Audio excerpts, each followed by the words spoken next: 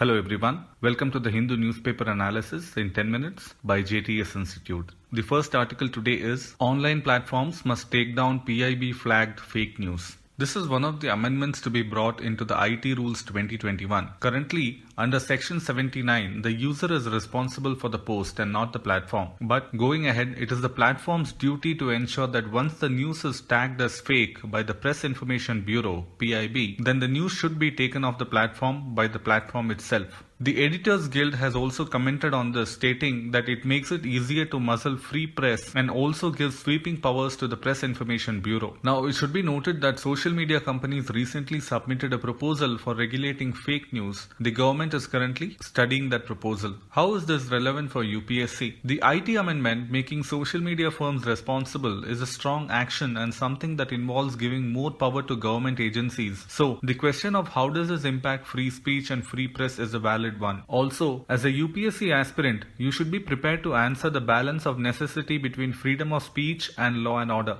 The next article is also under the same category of amendment to IT Rules 2021. This amendment, however, concerns the online real money gaming. The article is Government Amends Rules Regulating Online Real Money Gaming. The points to be noted are advertisements of such platforms involving real money games and gambling on media platforms is a matter of concern, and such media organizations have been warned under the Copyright Act. Going forward, real money gaming platforms should register with a self-regulatory body that will determine whether or not the game is permissible. Also mentioned is that 3 such self-regulatory bodies will soon be recognized by the government, and there will be more government oversight on how these SRBs must function. So in conclusion, all such self-governing bodies will be allowed to operate legally even if they involve deposits against an expectation of winning. So how is this relevant for UPSC? Well, this amendment is actually a pivotal moment for the real money gaming industry. There is an old saying, tame that cannot be destroyed. If you find something evil that has destructive powers, yet it is something that cannot be destroyed or removed from the social fabric, then learn and act to bring it under control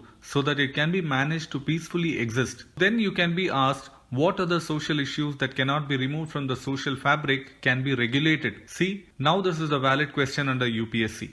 The next article is Pause, not Pivot, says Das as RBI holds policy rate at 6.5%. So, the repo rate, the rate at which RBI lends to commercial banks, was held at 6.5%. This is considered as a surprise move, as since May last year, the repo rate has constantly been raised to stem inflation, which is why the RBI governor has said it is a pause, not a pivot. The RBI governor also mentioned that their priority remains to be price stability. How is this relevant for UPSC? Repo rate is actually one of the major tools used by RBI to control inflation and certain other market conditions. So understanding why it is done is extremely important for answering questions under economy. The next article is an update of what is going to be relevant for UPSC, as it is a political event that is not common. The event is Election Commission recognizing Aam Aadmi Party as a national party. The article is will decide on Aam Aadmi Party's plea for national party status before April 13. Election Commission tells Karnataka High Court. So, a political party becomes a national party if it fulfills any one of these following 3 conditions. First, it secures at least 6% of valid votes polled in any 4 or more states at a Lok Sabha election or to the state legislative assembly, that is Vidhan Sabha election. Second, additionally, apart from the votes secured as above mentioned, it must also get 4 Lok Sabha seats from any state or states, or it wins at least 2% seats in Lok Sabha and these members are elected from at least 3 states. And the third is the party is recognized as a state party in 4 states. If and when Aam Aadmi Party gets recognized as a national party, it will immediately come under the purview of interested topics by UPSC. So how is this relevant? We definitely need not expect a question from UPSC asking which is the latest political party to be recognized by Election Commission as a national party. However, you can be asked about the rules under which the Election Commission recognizes a party as a national party. And you can be asked any question relating to the rules, its validity in current times, also changes if needed could be asked by the UPSC. Before getting into the next article, let me just remind all the students that the editorial articles in the Hindu, even if they are not mentioned under current affairs, should be read by all UPSC aspirants. This includes opinion articles. See, such articles will definitely widen your knowledge and also help you figure out points from both sides of contention. Now,